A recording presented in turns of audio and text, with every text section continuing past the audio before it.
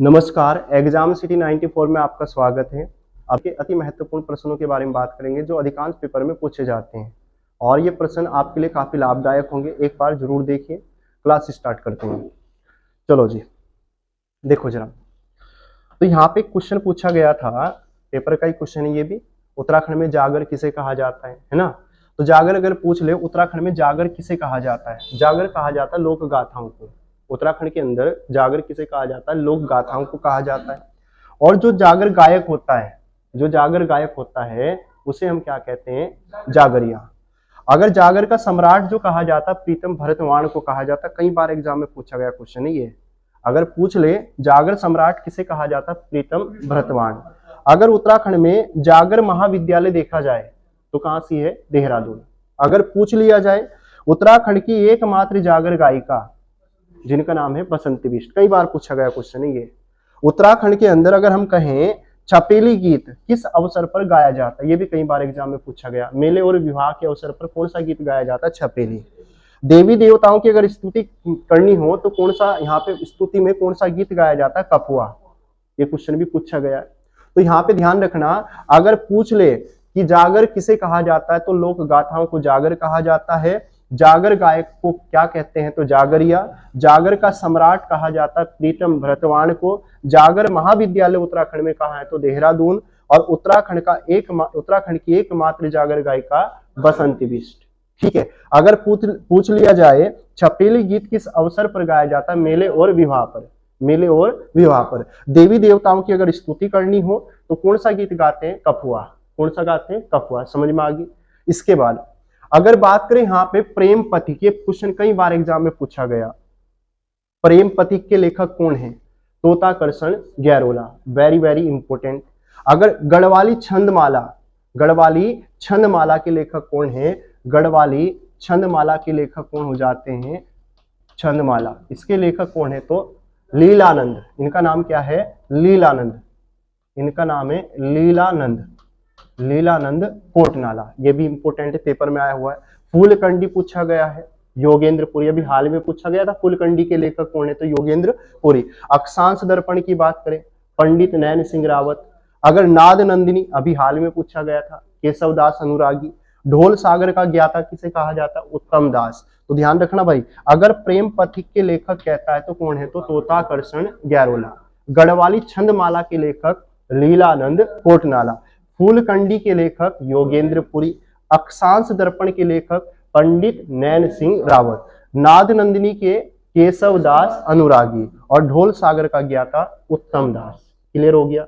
इसके बाद उत्तराखंड का कौन सा वाद्य यंत्र, अभी हाल में पूछा गया था व्यक्तिगत सहायक में, उत्तराखंड का कौन सा वाद्य यंत्र वीर रस से संबंधित है? तो हम कहेंगे रणसिंगा।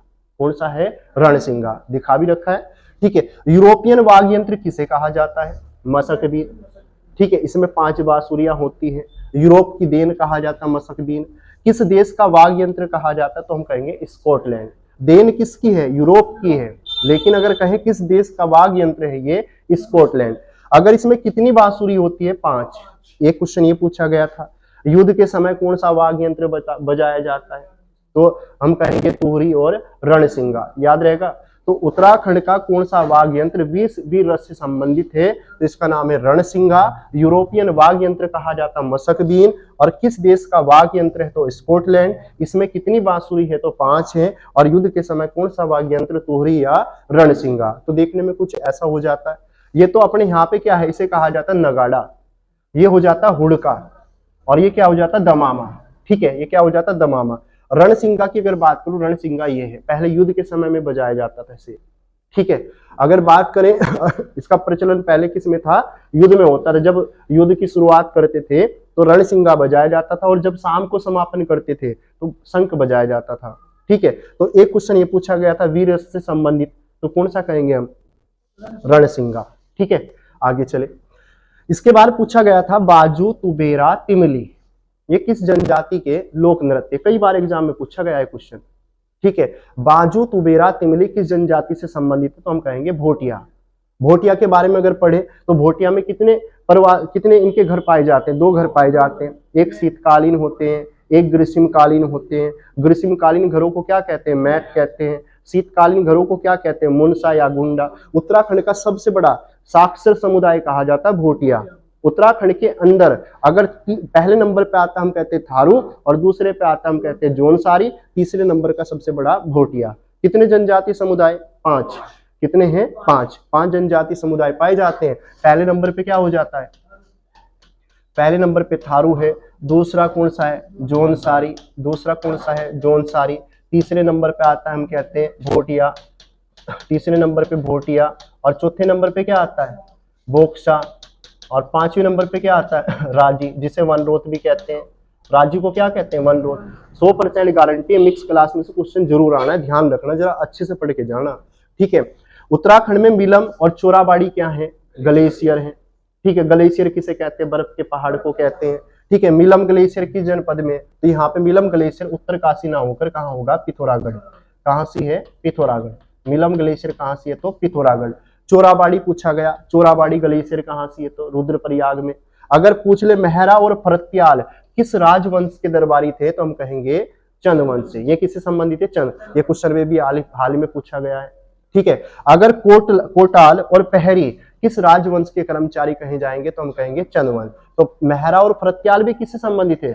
चंदवंश से। और कोटाल और पहरी भी किससे? तो चंदवंश। अभी हाल में पूछे गए सारे क्वेश्चन नहीं है, ठीक है।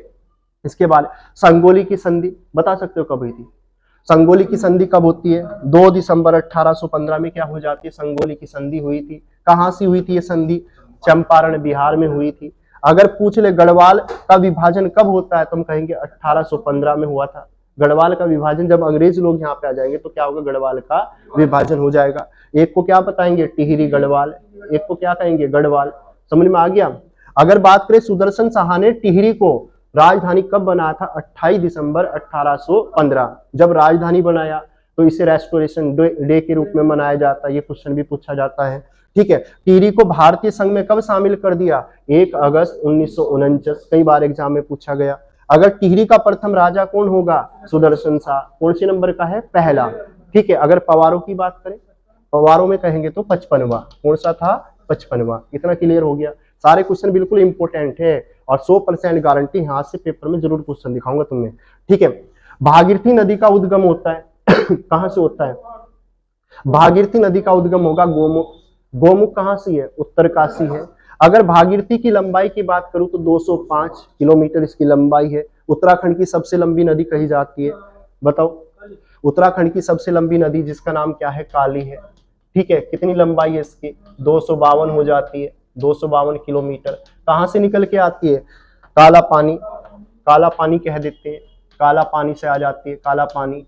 अगर काला पानी ना हो तो कहाँ चले जाते हैं? लिपुलेख दर्रा, लिपुलेख दर्रे से आ जाती है। पढ़ा नहीं पढ़ा है सब कुछ, ठीक है। तो बिल्कुल रिवीजन चलेगा जब तक 19 तारीख तक, 18 तारीख तक क्या चलेगा? रिवीजन चलेगा। सारी क्लासें ऐसी ही करनी है, ठीक है। ऑफलाइन में भी, ऑफलाइन में तो खैर अलग चलेगा पूरा डाटा, ठीक है। और यहाँ पे भी सिलेक्टेड ही लेंगे जो पेपर में आना है, ठीक है। देवप्रयाग के बाद भागीरथी को क्या कहा जाता है? गंगा। उत्तराखंड के अंदर गंगा की लंबाई कितनी है? देवप्रयाग से हरिद्वार तक हम कहेंगे 96 किलोमीटर। उत्तराखंड के अंदर कितनी है? 96। भागीरथी से मिलने वाली पहली नदी कौन सी है? रुद्रगंगा। कौन सी है? रुद्रगंगा। रुद्रगंगा का उद्गम कहां से होता है? रुद्रगेरा ग्लेशियर। कहां से होगा? रुद्रगेरा ग्लेशियर। तो भागीरथी नदी का उद्गम कहां से होगा? गोमुख। गोमुख कहां से है? उत्तरकाशी। भागीरथी में मिलने वाली या भागीरथी नदी की लंबाई कितनी है? 205, ठीक है। देवप्रयाग के बाद भागीरथी को क्या कहेंगे?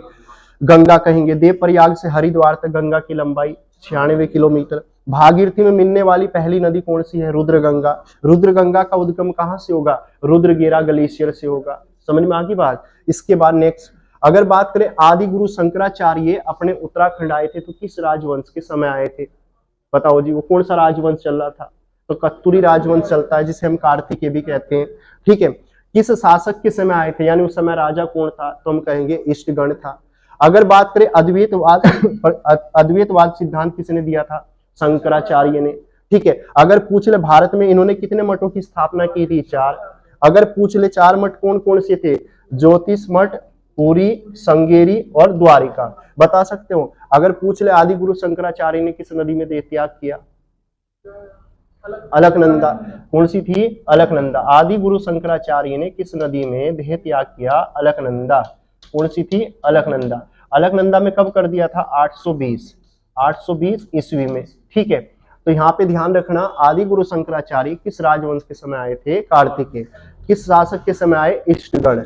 अगर अद्वैतवाद सिद्धांत दिया था शंकराचार्य ने। अगर पूछ ले भारत में कितने मठों की स्थापना की? 4। कितने मठों की? 4। अगर 4 मठ कौन कौन से थे? ज्योतिष मठ और पुरी, श्रृंगेरी और द्वारिका। इतना क्लियर हो गया। इसके बाद शंकराचार्य का जन्म कहाँ हुआ था? पूछ लेगा, तो ध्यान रखना, क्वेश्चन भी पूछा गया शंकराचार्य का जन्म कहाँ हुआ था, तो हम कहेंगे केरल में हुआ था। इनके पिता का नाम क्या था? शिव गुरु। इनकी माता का नाम क्या था? सुभद्रा। इनके गुरु का नाम क्या था? गोविंद स्वामी। अगर शंकराचार्य ने देह त्याग किया तो कहाँ किया था? केदारनाथ। कब किया था? 820 में। कौन सी नदी में किया? अलकनंदा।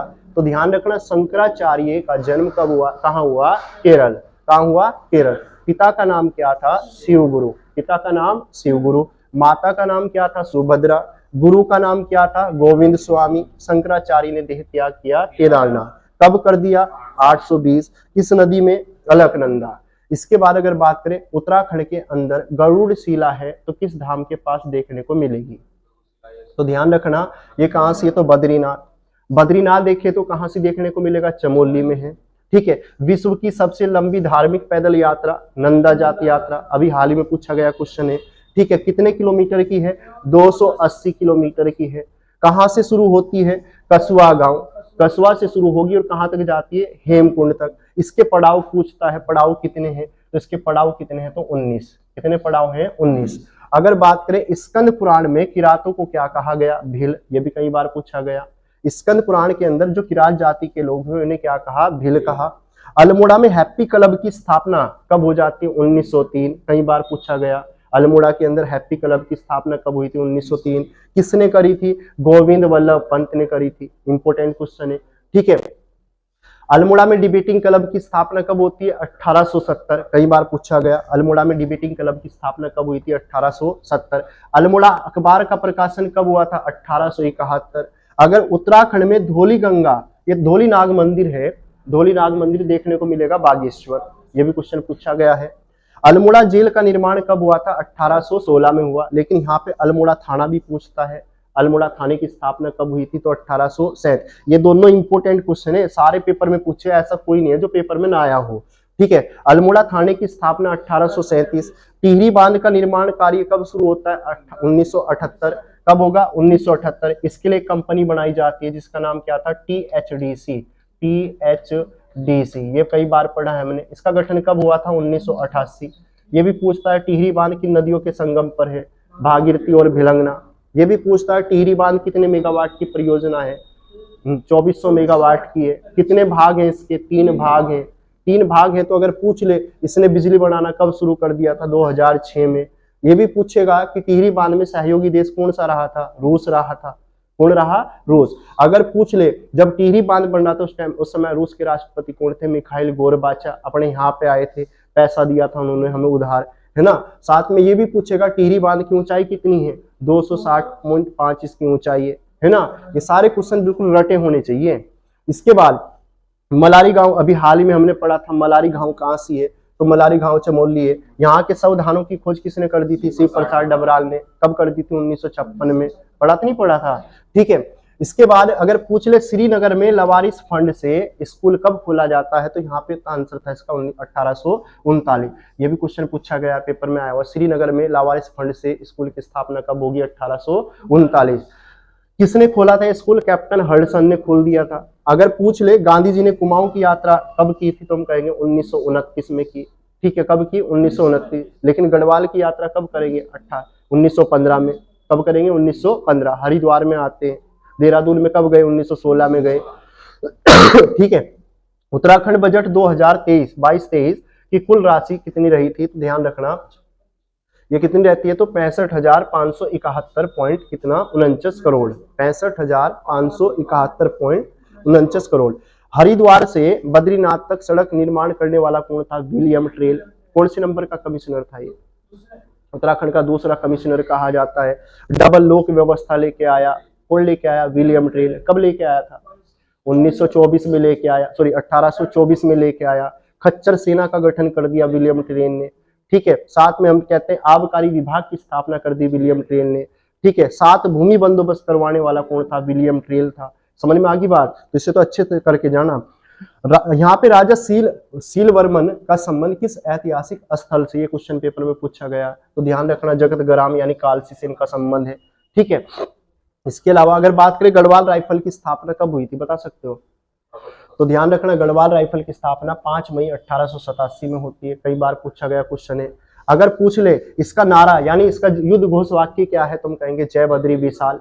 अगर पूछ ले कुमाऊं रेजिमेंट की स्थापना कब होती है? 27 अक्टूबर 1945। इसका मुख्यालय कहाँ से है? रानीखेत अल्मोड़ा है। ये कई बार एग्जाम में पूछा गया।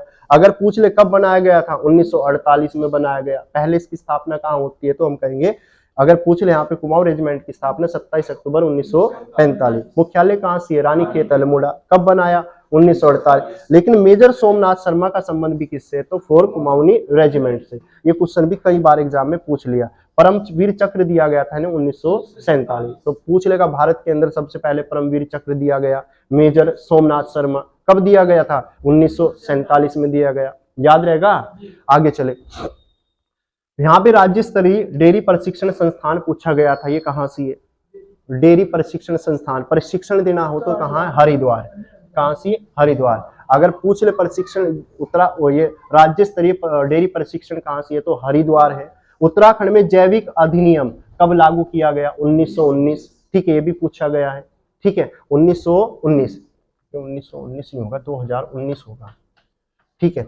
इसके अलावा 1 हेक्टेयर में कितनी नाली होती है? पूछा गया है 50। कितनी हो जाती है? 50। एक पूछा जाता है समोच्च खेती का दूसरा नाम क्या है? तो कंटूर फार्मिंग। कौन सी है? Contour farming. उत्तराखंड में पशुधन विकास बोर्ड कहाँ सी है? ऋषिकेश में है। यह भी कई बार एग्जाम में पूछ लिया। अगर उत्तराखंड में सर्वाधिक बोई जाने वाली फसल कौन सी है? तो हम कहेंगे गेहूं। ये क्वेश्चन भी कई बार पेपर में आया हुआ है। इसके अलावा नैनीताल को उत्तर प्रदेश की ग्रीष्मकालीन राजधानी कब बनाया गया था? ध्यान रखना 1962। ये भी कई बार एग्जाम में पूछ लिया। अगर पूछ ले लखवाड़ बांध किस नदी पर है? तो यमुना नदी पे। यमुना की लंबाई बताना जरा कितनी है? 136। कितनी है? 136। उत्तराखंड के अंदर इसकी लंबाई कितनी है? 136 किलोमीटर। मनीरी भाली कई बार पूछी गई है। मनीरी भाली परियोजना किस नदी पे है? तो भागीरथी नदी पे है। अगर पूछ ले छिबोरो बांध किस परियोजना किस नदी पे है? तो टोंस पे है। अगर पूछ ले व्यासी परियोजना किस नदी पे है? तो यमुना नदी। ठीक है, जितने भाई ऑनलाइन देख रहे हैं 100% यहाँ से क्वेश्चन आने वाला। अगर क्लास अच्छी लग रही है, सारे क्वेश्चन बिल्कुल सिलेक्टेड है, एक भी क्वेश्चन ऐसा नहीं कि पेपर में नहीं आया हो, सारे क्वेश्चन सिलेक्टेड है। अगर क्लास अच्छी लग रही है तो लाइक जरूर करें और दोस्तों को ज्यादा से ज्यादा शेयर जरूर करें भाई। ठीक है, इसके बारे में बताएं जरा। हिंडोला मस्तानी पूछा जाता है, कई बार एग्जाम में पूछ लिया है हिंडोला मस्तानी। हिंडोला मस्तानी मोर ध्वज किसका है? तो हम कहेंगे मोलाराम का है। अगर बात करें बाघ और गुरुड़ किसकी रचना है? मोलाराम की है। ठीक है, 36 रकम 32 कलम का संबंध पूछा गया, चंद राजाओं से है। क्या थे? एक प्रकार के कर थे इन्हें, लेकिन इनका उन्मूलन करने वाले कौन थे? गोरखा। इस पे रोक किसने लगाई? गोरखाओं ने। ठीक है, गढ़वाल की 10वीं सेटलमेंट रिपोर्ट यानी 10वां भूमि बंदोबस्त किसने कर दिया था? तो हम कहेंगे पो ने कर दिया। ये भी पूछा जाता है। ठीक है, इसके अलावा भागीरथी घाटी में आलू और राजमे की खेती का श्रेय दिया जाता है, बताओ किसे? पढ़ा रखा है, किसे दिया जाता है? फेरेडिक विल्सन को दिया जाता है। ठीक है, अटल खाद्य योजना की शुरुआत करने वाला पहला राज्य उत्तराखंड था। उत्तराखंड में द्रोण क्या है? ये भी पूछा गया। माप तोल की एक इकाई है। अगर किसे मापा जाता है? तो हम कहेंगे जमीन और अनाज को मापा जाता है। किससे?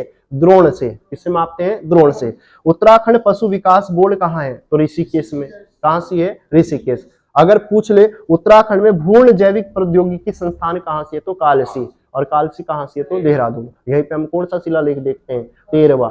किसका? अशोक का। कौन से नंबर का? 13वां। अगर पूछ ले कब बनवाया था ये अशोक ने? हाँ, कब बनवाया था? 257 ईसा पूर्व। ठीक है, 257 ईसा पूर्व। ठीक है, क्लियर हो गया।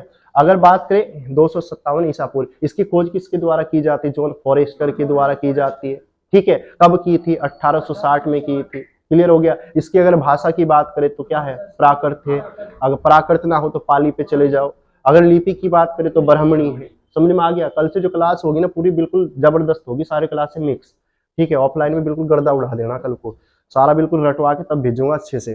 ठीक है, तो आज तो भाई इसमें इतना ही था। लगभग इसमें ऐसे होंगे कोई 100-150 क्वेश्चन, 100 के लगभग तो होंगे ही। ठीक है, तो याद हुए होंगे, एक बार जरूर पीडीएफ दे ही रखी तुम्हें, एक बार रिपीट जरूर मारना भाई। सभी को अगर क्लास अच्छी लगी, दूसरी क्लास चाहिए तो भाई लाइक कमेंट जरूर करें। धन्यवाद फॉर वॉचिंग, कल मिलेंगे भाई अगली क्लास में। ठीक है।